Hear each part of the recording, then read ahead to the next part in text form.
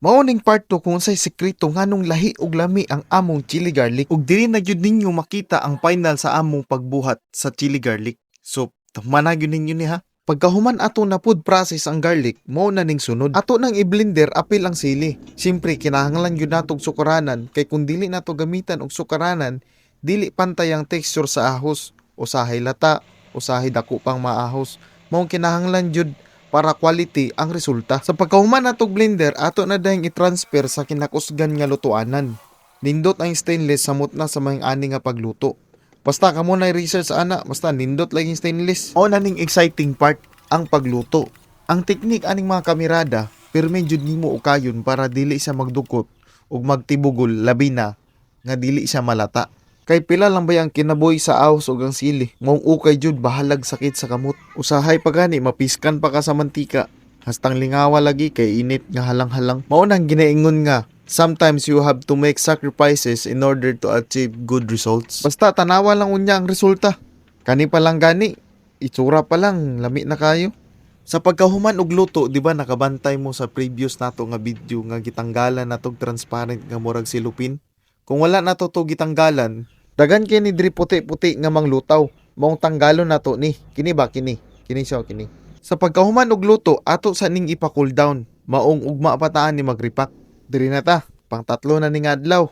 Ang bottle jar, dili dahin natin ni butangan og chili garlic kay baho pa mo guni siyang factory. Maong kinahanglan jud nato ni siyang sabunan, hugasan, unya lapuhan dayeg binukal nga tubig. Pagkahuman sa sobra isa ka oras, ato na dahin ning trapuhan. Pagkahuman ana, repack time na.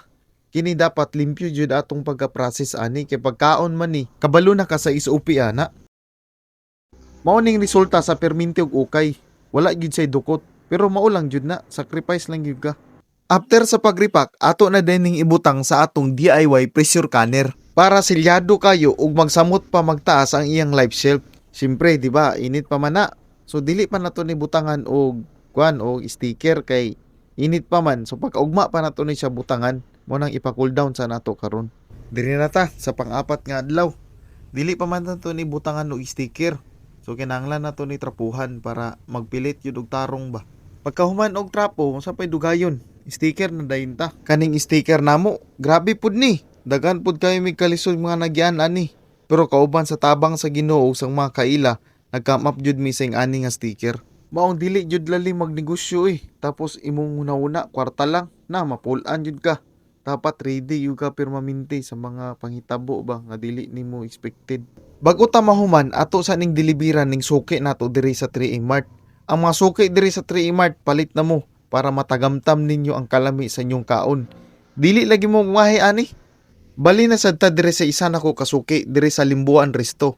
Isa po ni sa akong target market ang mga resto o restaurant kay bagay manggudi pares ang chili garlic namo sa uban nila na mga menu. Kung naa kay restaurant o gusto ba nimo mag-reseller, i-message dayon ko para daghan na ta makatagamtam sa kalami sa chili garlic na Mirada de Chili. Ug hangtod diri na lang jud ning mga Mirada. Ug ako inyong ubos nga higala, Jetro, nga nagaingon, higugmaan ninyo inyong trabaho kay ang panalangin sa Ginoo sobra pa sa bulawan.